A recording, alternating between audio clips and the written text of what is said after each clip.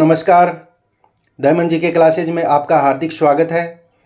दोस्तों, एनसीईआरटी सार संग्रह कक्षा 6 से लेकर 12 तक हम शुरू कर रहे हैं। तो इसी श्रृंखला में आज का पहला टॉपिक है हमारा भारतीय राज्य व्यवस्था का टॉपिक है, जिसका नाम है भारत का संवैधानिक विकास। किस प्रकार भारत का संवैधानिक विकास हुआ था वो आज हम पढ़ने जा रहे हैं। और दोस्तों, चैनल को यदि सब्सक्राइब नहीं किया है तो सब्सक्राइब ज़रूर कर दीजिए और लाइक शेयर भी कर दीजिए। तो दोस्तों, शुरू करते हैं। पहला क्वेश्चन हमारा, रेगुलेटिंग एक्ट 1773 द्वारा सर्वोच्च न्यायालय की स्थापना कहाँ की गई थी? रेगुलेटिंग एक्ट जो कि कब आया था? 1773 में आया था। कब आया था? 1773 में आया था। और रेगुलेटिंग एक्ट के द्वारा सर्वोच्च न्यायालय की स्थापना कहाँ पर की गई थी? कौन सी जगह पर सर्वोच्च न्यायालय की स्थापना की गई थी?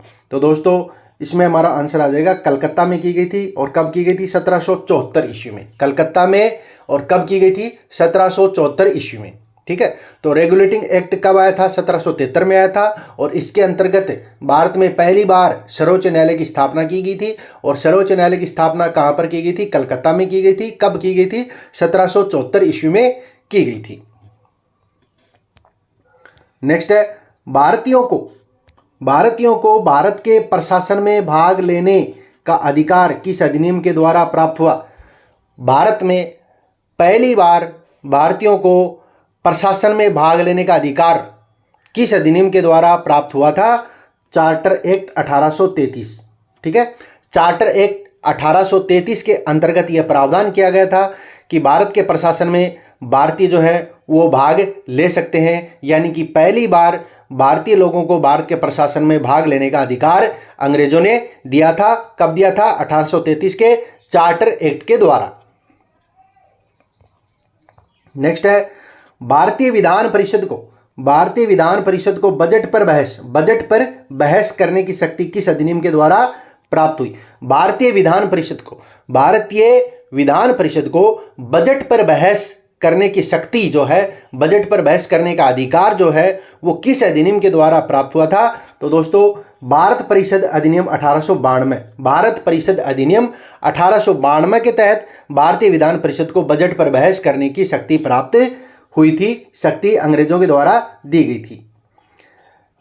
नेक्स्ट है, केंद्रीय विधानमंडल सर्वप्रथम किस अधिनियम के द्वारा द्विसदनीय बनाया गया?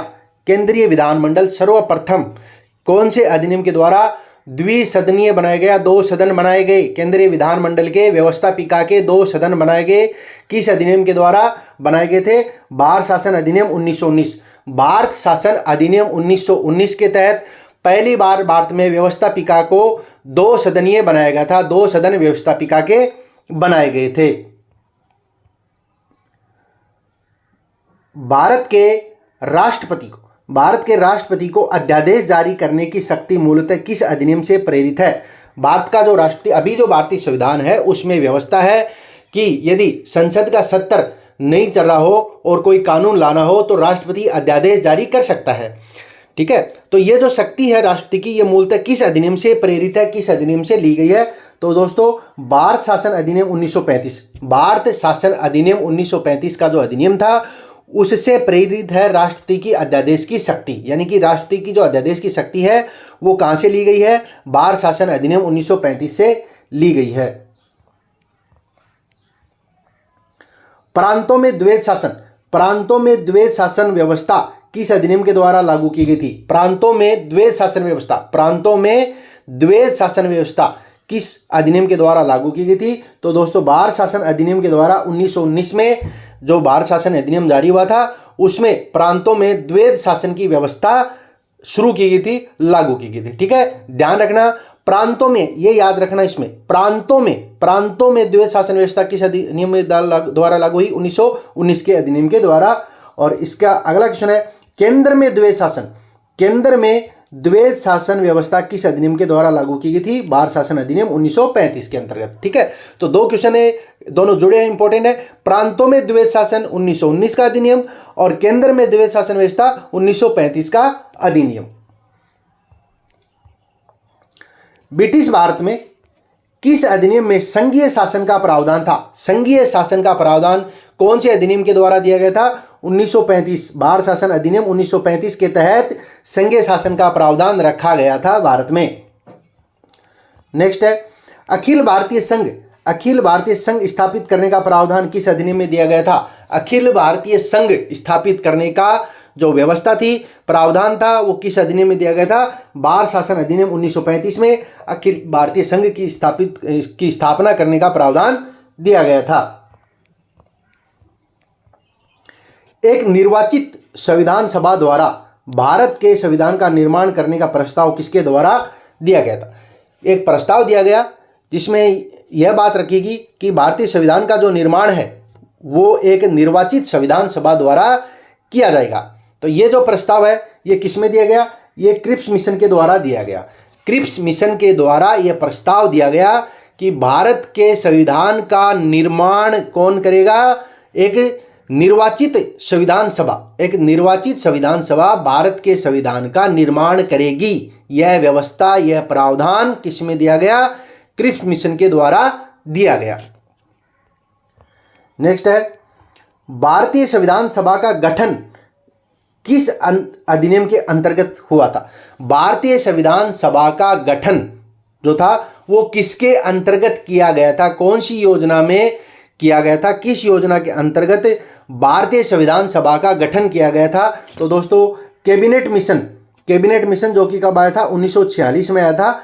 कैबिनेट मिशन के अंतर्गत यह प्रावधान किया गया कि इस व्यवस्था दी गई कि संविधान सभा का गठन किया गया। किसका गठन किया गया? भारतीय संविधान सभा का गठन किसके अंतर्गत किया गया? कैबिनेट मिशन के अंतर्गत। यह ध्यान में रखना, कैबिनेट मिशन के अंतर्गत संविधान सभा का गठन किया गया था। भारतीय संविधान सभा का निर्माण करने वाली संविधान सभा के सदस्यों का चुनाव किसके द्वारा किया गया था? अब भारतीय संविधान जो सभा है, भारतीय संविधान का निर्माण करने वाली जो सभा थी, संविधान सभा थी, उसके सदस्यों का जो चुनाव था वो किसके द्वारा किया गया? तो अभी तो वर्तमान में जो चुनाव व्यवस्था है वो प्रत्यक्ष प्रणाली है, यानी कि डायरेक्ट जनता विधायक है और एमपी को चुनती है, ठीक है। लेकिन उस समय जो था इस प्रकार की व्यवस्था नहीं थी। तो किसके द्वारा चुना गया? विभिन्न प्रांतों की विधानसभाओं के द्वारा। विभिन्न प्रांतों की विधानसभाओं के द्वारा संविधान सभा के सदस्यों का चुनाव किया गया था। यह आपको ध्यान में रखना है, ठीक है। नेक्स्ट है भारतीय संविधान सभा की प्रथम बैठक कब हुई थी? भारतीय संविधान सभा की प्रथम बैठक कब हुई थी? प्रथम बैठक हुई थी 9 दिसंबर 1946 को। भारतीय संविधान सभा की प्रथम बैठक कब हुई थी? प्रथम बैठक हुई थी दोस्तों 9 दिसंबर 1946 को भारतीय संविधान सभा की प्रथम बैठक हुई थी। भारतीय संविधान सभा का प्रथम प्रारूप किसके द्वारा तैयार किया गया? भारतीय संविधान सभा का प्रथम प्रारूप, फर्स्ट ड्राफ्ट किसके द्वारा तैयार किया गया था? बी.एन. राव के द्वारा। किसके द्वारा? बी.एन. राव के द्वारा। संविधान सभा का स्थायी अध्यक्ष किसे चुना गया? संविधान सभा का स्थायी अध्यक्ष किसे चुना गया? डॉक्टर राजेंद्र प्रसाद को। किसको चुना गया? संविधान सभा के स्थायी अध्यक्ष कौन थे? संविधान सभा के स्थायी अध्यक्ष थे डॉक्टर राजेंद्र प्रसाद, जिनको 11 दिसंबर 1946 को चुना गया था। और संविधान सभा की जो प्रथम बैठक हुई थी 9 दिसंबर 1946 को, उस समय डॉक्टर सच्चिदानंद सिन्हा को अस्थायी अध्यक्ष बनाया गया था। उसके बाद 11 दिसंबर 1946 को डॉक्टर राजेंद्र प्रसाद को स्थायी अध्यक्ष बनाया गया। नेक्स्ट है संविधान सभा में पंडित नेहरू द्वारा उद्देश्य प्रस्ताव कब प्रस्तुत किया गया? उद्देश्य प्रस्ताव किसके द्वारा पेश किया गया था? पंडित जवाहरलाल नेहरू के द्वारा। ये आपको ध्यान में रखना है। उद्देश्य प्रस्ताव किसके द्वारा प्रस्तुत किया गया? पंडित जवाहरलाल नेहरू द्वारा प्रस्तुत किया गया। कब प्रस्तुत किया गया? 13 दिसंबर 1946 को। कब? 13 दिसंबर 1946 को उद्देश्य प्रस्ताव प्रस्तावित किया गया। किसके द्वारा? पंडित नेहरू के द्वारा। नेक्स्ट है भारतीय संविधान के निर्माण में संविधान सभा को कितना समय लगा?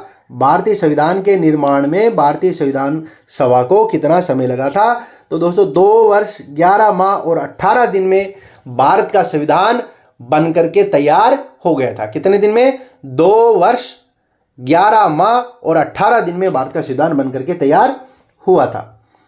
नेक्स्ट है, भारतीय संविधान के निर्माण काल में संविधान सभा के कुल कितने अधिवेशन हुए? भारतीय संविधान का जो निर्माण काल था 2 वर्ष 11 माह 18 दिन का, उस निर्माण काल में संविधान सभा के कुल कितने अधिवेशन हुए थे? तो कुल कितने अधिवेशन हुए थे दोस्तों? 12 अधिवेशन। कितने हुए थे? 12 अधिवेशन हुए थे टोटल। नेक्स्ट है, भारतीय संविधान सभा के संवैधानिक सलाहकार कौन थे? भारतीय संविधान सभा के संवैधानिक सलाहकार कौन थे? Sir BN. Rao. Sir BN. Rao भारतीय संविधान सभा के संवैधानिक सलाहकार थे। नेक्स्ट है, भारत की संविधान सभा ने वर्तमान रूप में राष्ट्रीय ध्वज को कब अपनाया था?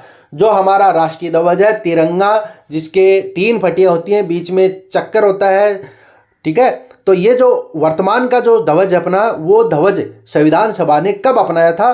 तो दोस्तों 22 जुलाई 1947 को भारतीय ध्वज जो है, राष्ट्रीय ध्वज हमारा तिरंगा, वो संविधान सभा ने अपनाया था। नेक्स्ट है, संविधान सभा की प्रथम बैठक की अध्यक्षता किसने की? डॉक्टर सचिदानंद सिन्हा ने, जो कि अस्थायी अध्यक्ष थे, और प्रथम बैठक हुई थी 9 दिसंबर 1946 को। 9 दिसंबर 1946 को प्रथम बैठक हुई थी, जिसकी अध्यक्षता की थी डॉक्टर सचिदानंद सिन्हा ने, जो कि अस्थायी अध्यक्ष थे। उसके बाद में 11 दिसंबर 1946 को डॉक्टर राजेंद्र प्रसाद को स्थायी अध्यक्ष बनाया गया था। भारत का संविधान कब स्वीकार किया गया? भारत का संविधान स्वीकार कब किया गया? स्वीकार कब किया गया? 26 नवंबर 1949 को। 26 नवंबर 1949 को भारतीय संविधान स्वीकार किया गया था संविधान सभा के द्वारा। भारतीय संविधान पूर्णतः कब लागू हुआ था? भारतीय संविधान पूर्णतः कब लागू हुआ था? तो लागू होता है दोस्तों 26 जनवरी 1950 को। 26 जनवरी 1950 को भारत का संविधान लागू होता है। कब होता है? 26 जनवरी 1950 को लागू होता है, और 26 नवंबर 1949 को स्वीकृत हुआ था। यह आपको ध्यान में रखना है, इसमें अंतर है, ठीक है। नेक्स्ट है, 26 नवंबर 1949 को भारतीय संविधान किसके द्वारा अधिनियमित किया गया था? संविधान सभा के द्वारा। किसके द्वारा?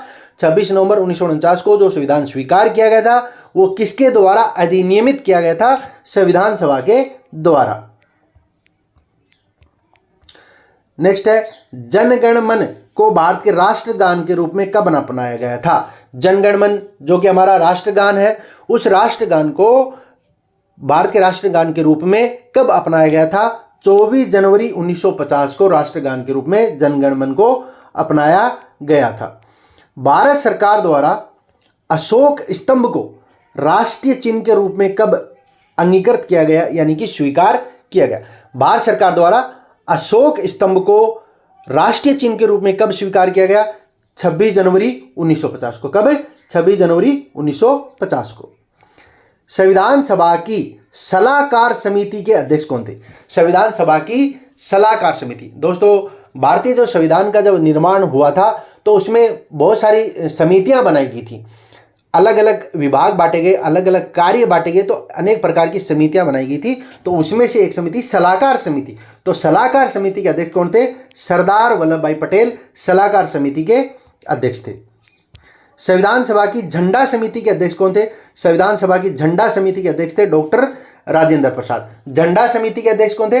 डॉक्टर राजेंद्र प्रसाद झंडा समिति के अध्यक्ष थे। संविधान सभा के कार्यों से संबंधित समिति के अध्यक्ष कौन थे? जीवी मावलकर। संविधान सभा के कार्यों से संबंधित समिति के अध्यक्ष कौन थे? जीवी मावलकर थे। संघ शक्ति समिति के अध्यक्ष कौन थे? संघ शक्ति समिति के अध्यक्ष कौन थे? पंडित जवाहरलाल नेहरू। संघ शक्ति समिति के अध्यक्ष कौन थे? पंडित जवाहरलाल नेहरू थे। नेक्स्ट है, संघीय संविधान समिति के अध्यक्ष कौन थे? संघीय संविधान समिति के अध्यक्ष कौन थे? पंडित जवाहरलाल नेहरू। संघीय संविधान समिति के अध्यक्ष कौन थे? पंडित जवाहरलाल नेहरू। और प्रांतीय संविधान समिति के अध्यक्ष कौन थे? सरदार वल्लभ भाई पटेल। ठीक है। संघीय संविधान समिति के अध्यक्ष कौन थे? संघीय संविधान समिति के अध्यक्ष थे पंडित जवाहरलाल नेहरू, और प्रांतीय संविधान समिति के अध्यक्ष थे सरदार वल्लभ भाई पटेल। प्रारूप समिति के अध्यक्ष कौन थे? प्रारूप समिति के अध्यक्ष थे डॉक्टर भीमराव अंबेडकर, प्रारूप समिति के अध्यक्ष थे।